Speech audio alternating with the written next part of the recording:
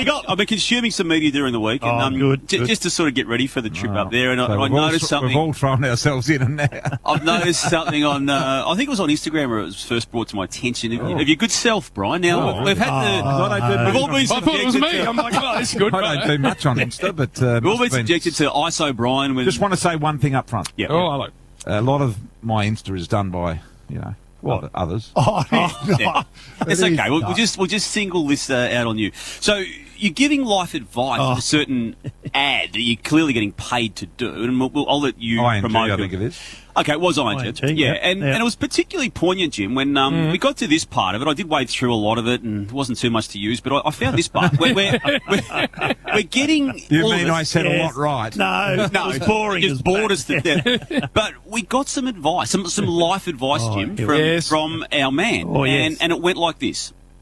This is the time, I reckon, to strengthen relationships, not to pull back on them. I need to stay in contact with my friends, my work colleagues, my employers. It's a great time to be able to strengthen those relationships right now. Only during business hours. Now I walk out of here, I'm gone. When I heard that, I did a ring around. I rang Jim, I rang Wayne, I rang Bill. I know that I haven't received any phone calls. I then went wider. I went to Hamish. Yes. I went to Bruce. Yes. I went to Das. I went to Luke Hodge. Not one person has received a phone call from you. Well, of course, they're all people I have daily contact with, so there's no need to ring. No, they said they don't see you between broadcasts. They don't want to hear from you, but they don't. Yes. So you're not practicing what you're preaching. Exactly, Brian. I haven't had one phone call from you. And we're friends. Don't we're complain about friends. that, though, Bill. Well, good Brian, advice. It's good. Good advice. Strengthen your relationship with friends. Okay. Now, let's go to Channel 7 and the broadcast. Oh, yes. Yes. Last week. And you said you were cold this morning. Well, it's been frosty in there, let me tell you, because you and Bruce, of course, last week, you had a little... That got very awkward and frosty. That wasn't good at all, was it? We have a great, warm... bubbly No, you upset him because he had 3 good gags. Bang, bang, bang, and it was a hat trick, and you didn't follow on. You just went with something you had. Did this last week. I know. So that's frosty and awkward, okay? And then last night, wowee. Oh, yeah. The rising star of Channel 7 is Luke Hodge, isn't he? Absolutely. He's outstanding. Yep. And have a listen to old Frosty Brian. Hodgie, last week you thought the Cats were the team to catch. If you had to put 2 next to them, is it Richmond one of them? I'll be putting Richmond and West Coast probably equal with Geelong as far as the football that I've seen. But as we do know, finals aren't won at this time of the year. So you don't like Port Adelaide either, Hodgie? BT, stop putting words in my mouth, mate. What I said at this current stage was... you haven't mentioned Geelong, them yet. BT, you told Tom Brown to be quiet. I'm telling you to be quiet while I talk.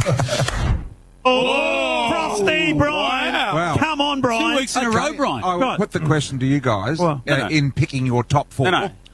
Would Port Adelaide, currently who are on top of the ladder and going to finish on top with 3 easy games... We're talking about your frosty relationship with Luke Would Hodge. you not have Port Adelaide in your top 4? Also, Brian, while you're at it, if you say the next goal wins last night again, 7 times in that last quarter, next goal wins, the next goal wins this one, and then the Dogs kick a goal. Hang on!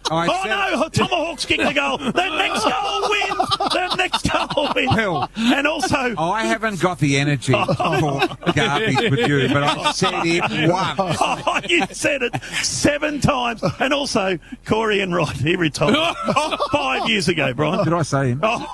Corey Enright. I thought I had a good no mistake. You always make a mistake. No, and I'm with you there. But it's don't. just getting frosty. Wow, it's getting frosty in there. Poor old Brian. No. Righto, Damo, keep going. We got more. Are we going there as well? Yes, keep going. All right, so far, the stuff you've put on the table is just absolute garbage. Again, we're scanning the media this week, myself and Bill and a few others. Alan Jones has got a show now on Sky Channel, I think it is. And he interviewed your mate, Basil Zemplis. Another frosty. It was a very, very positive intro from Alan just before he got warmed up with the interview. So here's the intro. Well, look, this is a fascinating story. There are council elections in Perth on October 17. There are several Lord Mayoral candidates lining up.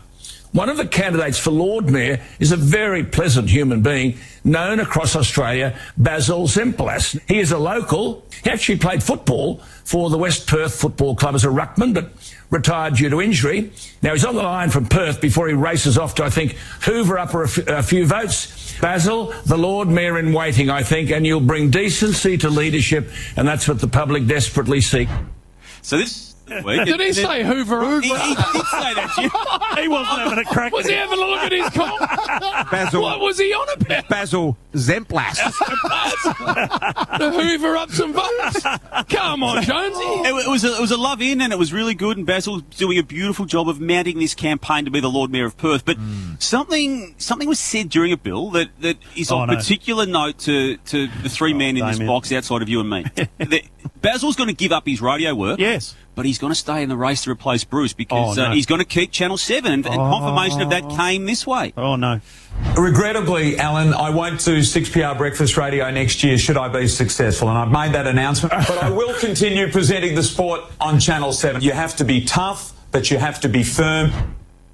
That's Channel 7 News, of course. Yeah, but he said he'd do football as well. No, he didn't say that. I didn't hear him say that. He's staying in the race, Bill. Yeah, Channel 7. So are you Frosty with him as well? For those that you were last year. I didn't say any of that. For those that don't know, Basil reads the sports news in Perth on Channel 7, has for 20, 30 years. Calls footy. So that's what he's referring to. Calls footy. And you had a bloom with Bruce last week and Hodgie last night. Yeah, Hodgie. And it was an ongoing saga last year with Basil. So where is anyone left? Damo, where you seen it? So Bruce, number one, and then Brian Jim is interesting, and they sit together over here. Not at all. Have a listen to Not at all. Listen to it. Duck, you can join us here if you want to. Yeah, Bill, let me Who check do you your see number two at Sometimes you 7? just sit back and listen. Bill, let me check your temperature.